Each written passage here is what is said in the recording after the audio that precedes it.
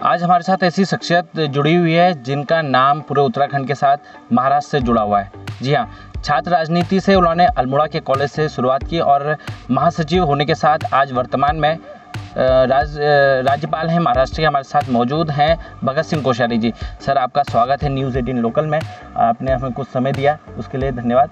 Sir, हम आपसे जानना चाहेंगे कि कैसे आपने छात्र राजनीति से यहाँ शुरुआत की और आज आप वर्तमान में राज्यपाल हैं, उसके बारे में।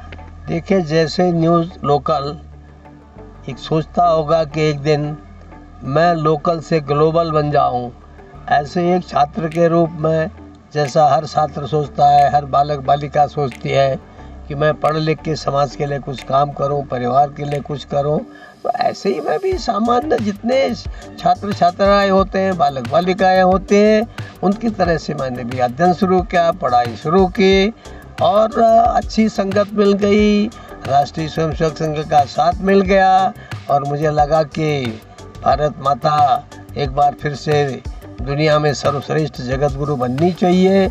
उस नाते से जीवन में जो भी काम करना है वो भारत माता को समर्पित करके करो। तो इस लिहाज से मैंने स्टूडेंट लाइफ से ही अपना एक ध्येय बनाया और भारत के लिए जो हो सकता है, अपने प्रदेश के लिए जो हो सकता है, अपने ज़िले के लिए जो हो सकता है, वो करने का प्रयास किया।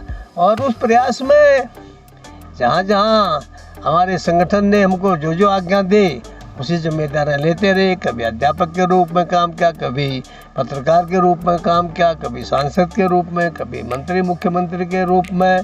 पर जो भी काम किया उसमें हमेशा अपने सामने भारत माता रहती है कि भारत माता एक बार फिर से जगत गुरु बने। और उसके लिए जो अपना थोड़ा बहुत प्रयास, जैसा रामायण की गिलहरी का प्रयास था, उतना थोड़ा सा प्रयास मेरा भी होता रहे, तो उस ढंग से मैं प्रयास करता रहा। और जब जहाँ मुझे संगठन ने या हमारे प्रधानमंत्री ने या और लोगों ने जो जिम्मेदारी दी, वो जिम्मेदारी मैंने एक कर्तव्य समझ करके की है और उसी नाते से कर्तव्य समझ करके महाराष्ट्र में काम कर रहा हूँ।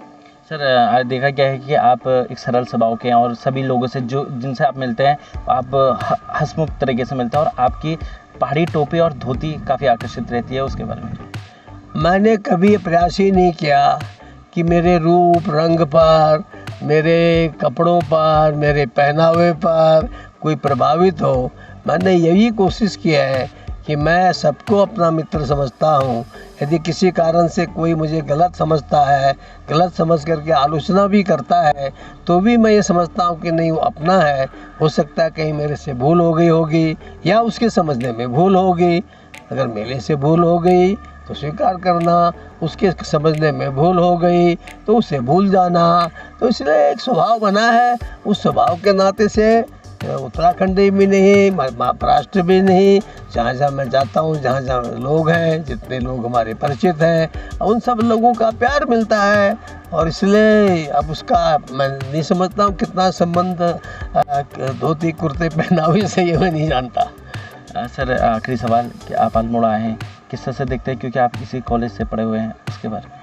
देखिए, सवाल क्या, आज जब हम अल्मोड़ा में पढ़ते हैं, आज से 60 साल पहले, 62 साल पहले, तब की परिस्थिति अलग थी, आपकी परिस्थिति अलग है।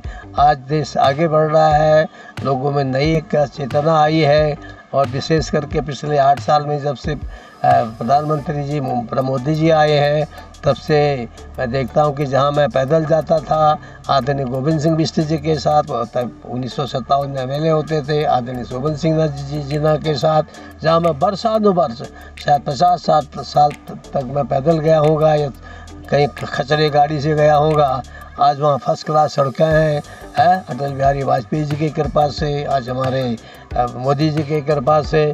तो एक प्रकार से प्रगति है, सब जगह अच्छा हो रहा है। एक छोटा सा कॉलेज विश्वविद्यालय बन गया है, तो सब अच्छा हो रहा है और निश्चित रूप से देश आगे बढ़ेगा। यहाँ क्या अच्छा लगता है।